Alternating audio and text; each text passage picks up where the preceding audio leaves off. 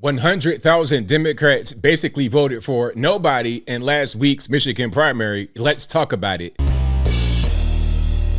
How's everybody doing? My name is Anthony Brian Logan, and today we got to talk about over 100,000 Democrats in Michigan who voted uncommitted, which basically means they voted for nobody in last week's primary in Michigan.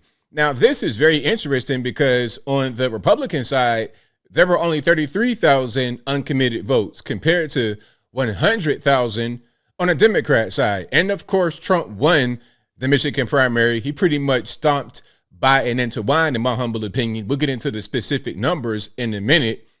But Trump won, and there were much fewer votes for uncommitted than Biden had for him. So what's the reason for this? Some are going to say it's because of this policy, that policy. I think overall it's because Joe Biden is not doing very good, and Democrats, not only in Michigan, but all over the USA and the world, quite frankly, want someone different. This is a protest against him, although you're going to have your Bill Mahers and other people say, oh, it's because of Gaza, it's because of this, it's because misinformation, it's because they're worried about his age. Although he's the first human to ever draw breath on planet Earth, they shouldn't be worried about that. They're going to say everything aside from the obvious, which is Biden's poor performance in this presidency. Now, before I go any further, let's get to Bill Maher. If you want to see this clip in full without my commentary, link as always will be in the description. If you're not G, visit the link in the bio, go to the corresponding article on the website. But without further ado, let's go ahead and roll it. Should Democrats be worried about the 100,000 uncommitted votes in the Michigan primary? Oh, yes, I read about this. Yes, they should be worried. And please forgive me. I got to pause it at certain points because it is Bill Maher. Protest votes over Biden's policy in Gaza cost him the election in the fall. If people don't know what we're talking about, Michigan just had a primary. Michigan has a large Muslim population. They're not too thrilled that Joe Biden is supporting Israel. So you think that this is because of Israel and all that kind of stuff going on? You think the Muslims are voting against Joe Biden because of Israel? Really? And that's going to account for 100,000 uncommitted votes? It's war. And so 100,000 people voted uncommitted. These are Democratic voters who apparently seem to be saying we are threatening to support Trump, a known lover of Muslims. Well, say what you want about Trump and loving Muslims or hating Muslims. Under Trump, there wasn't this conflict happening between Israel and Gaza. So I don't understand. I mean, who loves Muslims more? The guy who did not have a conflict involving a bunch of Muslims losing their lives and Israelis losing their lives, or the guy who does? You tell me. But this is a wedge issue in the Democratic Party. The young people, the kids, and Muslim voters like this don't want him supporting Israel. Many other people do. Do we have exit poll data? How can he just say that all 100,000 are Muslim? I mean, maybe he's right, but I don't think that he is. And if he is right, let's see the data. What are your thoughts? And before she begins, you see the star, David, so you already know what time it is with her. But let's hear from her and see what her point of view is. I think that the media really wants to put this narrative out there that Biden is going to lose Michigan over Gaza, when the truth is he's going to lose Michigan over 600,000 auto workers because his EV market was extremely punishing to auto workers. And there we go. See, let's talk about that. Let's talk about what he's doing, the policies that are going to impact people in Michigan in a negative way. Not just, oh, I don't like what you did overseas. Okay, that's one thing. That could be part of it. But how about, do I have a job now? How about, am I still going to be employed at the end of this? How about the inflation going through the roof?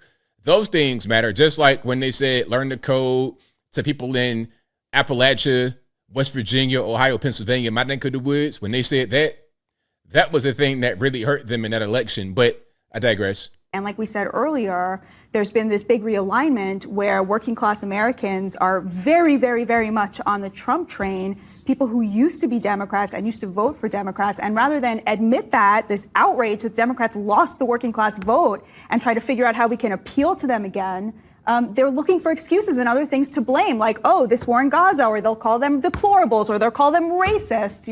Very, very well said so far. I am liking what she's talking about. This is all facts. And I'm sorry for the freeze frame because you're doing so well. There we go. That's a little bit better. What she's saying is right. It's like, look, you want to talk about all these other excuses. It's like, well, how about focus on what you're not doing very well? Focus on what you should be doing better to get those voters back rather than just casting them away as a racist or deplorable or a anti-Semite or something like that. Don't attack us, gain us. Attacking us is not going to have us come back and vote for you. I'm not going to get shamed into voting for a Democrat. That's not how that works.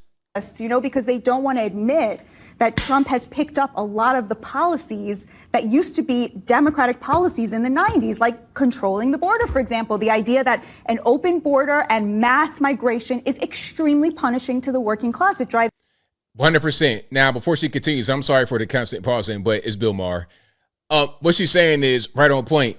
The border being secure at one point was a strong Democratic issue.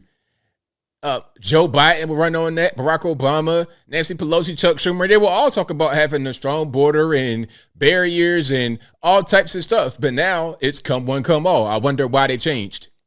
Down their wages. It's class warfare against the working class. It is an upward transfer of wealth from the working class who end up competing with immigrants to the elites who end up employing them. And now they can employ cheap immigrants instead of having to pay working class Americans a living wage. And we got some smattering of applause, of course. Thanks, guys. She liked the applause. Shout out to the crowd for applauding that. But that was right on point. And a little bit of a correction. We're talking about immigrants. We're talking about illegal aliens, the so-called migrants, asylum seekers, people that sneak through the border illegally that shouldn't be here, because that's who is getting paid under the table next to no money, undermining American wages. You can have very high minimum wages in California. You can raise it to 100 million per second. It's fine because they're going to bring in a bunch of illegal aliens and pay them what they actually should be getting paid for their labor, right? Or actually a little bit below what they should be getting paid. But different story. Now, let's go to some numbers right here, shall we? Let's go to some numbers and look at what happened in Michigan, okay? This was last week, and let's check it out. So Trump won, of course. He has nearly 760,000 votes. Nikki Haley did pretty well, but still got curb stomped. Trump had 68.1% of the vote compared to her 26.6% of the vote, okay? Now, what you don't see in this particular graphic is 33,000 that voted uncommitted on the Republican side. Now let's go to the Democratic side. Obviously, Biden lost because he has 623,000 votes, 81% of the vote, but nobody's really running on that side. He's pretty much the presumptive nominee. So you see how many votes he had compared to how many Trump had. So he lost to Trump, but look at uncommitted, 101,449 votes for uncommitted. That's quite a lot. And what you don't see right here is RFK. I don't know why RFK is not on the ballot. I did a little bit of research. I couldn't find it. If you know why, let me know in the comments. You get Marianne Williamson, Dean Phillips, and nobody else. But 101,000. So ask yourself a question. Is this because there's no RFK on the ballot and they want to vote for him? I think maybe that could be a reason. Also, it's because people are not liking what Joe Biden has done. People are saying, this is our protest against you. You're not doing a good job. Look at what's happening in our country. Look at what's happening in our state. Look at the automobile industry. Look at what's happening in general in the world, even beyond Michigan, the U.S. Look at the entire world. You're not doing a very good job. Not only is there a conflict in the Middle East, we also have Ukraine going on, and a lot of our taxpayer money is going to this guy who likes to smoke crack for a living. I mean, who likes to just come to the White House in sweatpants. You give him all this money. What's going on? We don't like that. We're going to vote for uncommitted to send you a message, or it could be to vote for RFK. Either way, that number is going to be a problem. And you see that he lost Michigan, at least in the primary, as far as total votes are concerned. And I think that is going to be replayed all over the country because of the poor job that Joe Biden has done, and also because Trump is the better candidate and it's not even close. But as I close, I want to say this. Shout out to Michigan voters. Hopefully you guys do the right thing come election day, the general election, not just Michigan, but the entire country. The left coast, California, places like that, I mean, you might be a little bit too far gone, unfortunately, but I still hope that everybody comes out and votes. Don't get discouraged. They're going to try to make you think things are rigged and all this and that. Don't get discouraged. Go out there and vote. Make your voice be heard and get Trump back in the office. And if for no other reason, aside from Trump being the best candidate, you can't have this guy who's barely able to go from point A to point B without getting assisted medically. You can't have him back in office anymore. And it's pretty clear. But I think I'll leave that right there for now. And what say you? What's your opinion about what's happening in Michigan? The 101,000 uncommitted votes.